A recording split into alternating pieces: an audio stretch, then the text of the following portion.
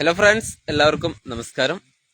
ഇപ്പോൾ ഞാനുള്ളത് വയനാട് ജില്ലയിലെ കൽപ്പറ്റയിലെ എൽസ്റ്റൺ എസ്റ്റേറ്റ് പരിസരത്താണ്. ഇപ്പോൾ വാർത്തയിലൊക്കെ നിറഞ്ഞു നിൽക്കുന്ന നമ്മുടെ ഒരു മനോഹരമായിട്ടുള്ള പ്ലേസാണ്.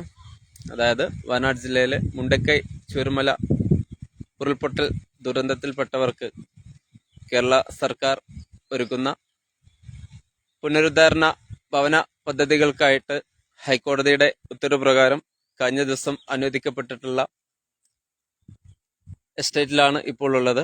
വളരെ മനോഹരമായിട്ടുള്ള സൂപ്പർ, അതായത് ഒന്നും പറയാനില്ല, അതിമനോഹരമായിട്ടൊരു പ്ലേസ് ആയിട്ടാണ് ഇവിടെ കാണാൻ സാധിക്കുന്നത്. ഞങ്ങൾ വന്നിട്ട് കുറച്ച് നേരമായി. നല്ല മഴയുള്ളത് കാരണം പുറത്തിറങ്ങാൻ പറ്റാത്തൊരു സാഹചര്യമായിരുന്നു. ഇപ്പോൾ മഴ കുറച്ച് കുറവുണ്ട്. അപ്പോഴാണ് ഈ സ്ഥലമൊക്കെ ഒന്ന് നിങ്ങളെ കാണിക്കാം എന്ന് കരുതിയിരിക്കുന്നത്. എന്തായാലും ദുരന്തത്തിന് ഇരയായവർക്ക് വലിയൊരു ആശ്വാസ പദ്ധതിയുമായിട്ടാണ് സംസ്ഥാന സർക്കാരിന്റെ ഈ ഒരു പദ്ധതി പ്രഖ്യാപിക്കപ്പെട്ടിട്ടുള്ളത്. എത്രയും പെട്ടെന്ന് തന്നെ ഈ പദ്ധതി പൂർത്തീകരിച്ചുകൊണ്ട് ദുരന്തത്തിൽ ഇരയായവർക്ക്, അവരുടെ കുടുംബത്തിന് സാന്ത്വനമേകാൻ, ആശ്വാസമേകാൻ, അവർക്ക് താമസിക്കാനുള്ളൊരു ഭവന സമുച്ചയങ്ങൾ എത്രയും പെട്ടെന്ന് പൂർത്തീകരിക്കാൻ സാധിക്കട്ടെ എന്ന് നമുക്ക് പ്രാർത്ഥിക്കാം. അതോടൊപ്പം നാം എല്ലാവരുടെയും സഹായ സഹകരണത്തോടു കൂടിയാണ് ഈ പദ്ധതികളൊക്കെ ഇവിടെ വിജയിപ്പിച്ചെടുക്കേണ്ടത്. ഈ പദ്ധതികൾക്ക് നിങ്ങളുടെ ഏവരുടെയും ആത്മാർത്ഥമായിട്ടുള്ള പരിശ്രമവും പ്രാർത്ഥനയും പിന്തുണയും ഒക്കെ ഉണ്ടാവണമെന്ന് ഓർമ്മപ്പെടുത്തുകയാണ്. അപ്പോൾ ഈ ലൊക്കേഷൻ ഒന്ന് നിങ്ങളെ കാണിക്കാം.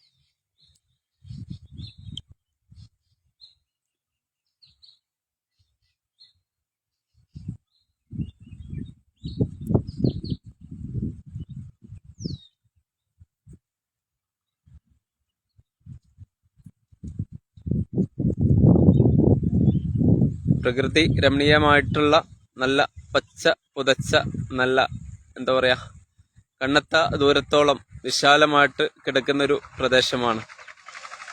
നല്ല ഭംഗിയുള്ള സ്ഥലമാണ്.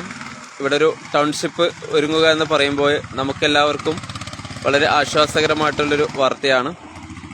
കാരണം കൽപ്പറ്റ നഗരത്തിന്റെ ഹൃദയഭാഗത്ത് തന്നെയാണ് ഇത്തരത്തിലൊരു സംവിധാനം.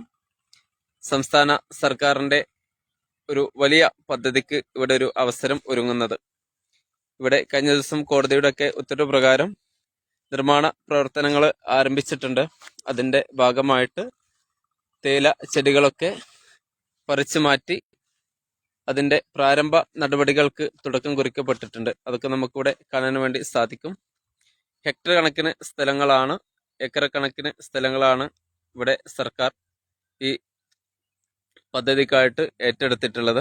അപ്പോൾ കൽപ്പറ്റയിൽ നിന്ന് കിലോമീറ്റർ മാത്രം സഞ്ചരിച്ചു കഴിഞ്ഞാൽ ഈ സ്ഥലത്തേക്ക് നമുക്ക് എത്തിപ്പെടാൻ വേണ്ടി സാധിക്കുന്നതാണ്. അപ്പോൾ നേരത്തെ പറഞ്ഞതുപോലെ ഈ പദ്ധതി എത്രയും പെട്ടെന്ന് തന്നെ വളരെ നല്ല രീതിയിൽ പൂർത്തീകരിച്ചുകൊണ്ട് നമ്മുടെ സഹോദരങ്ങൾക്ക് കൈമാറുവാനുള്ള സാഹചര്യങ്ങൾ ഉണ്ടാവട്ടെ എന്ന് പ്രാർത്ഥിക്കുകയാണ്.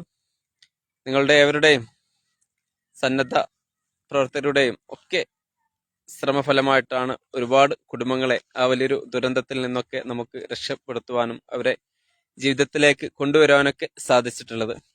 ഇതുവരെ നാം എല്ലാവരും ഒരുമിച്ച് നിന്നുകൊണ്ട് അവരെ ചേർത്ത് പിടിച്ചതുപോലെ തുടർന്നും ആ കുടുംബങ്ങളെ നമ്മൾ ചേർത്ത് പിടിക്കേണ്ടതുണ്ട്. അത് നമ്മൾ സമൂഹത്തിന്റെ എല്ലാവരുടെയും ഉത്തരവാദിത്തമാണ്, കടമയാണ്.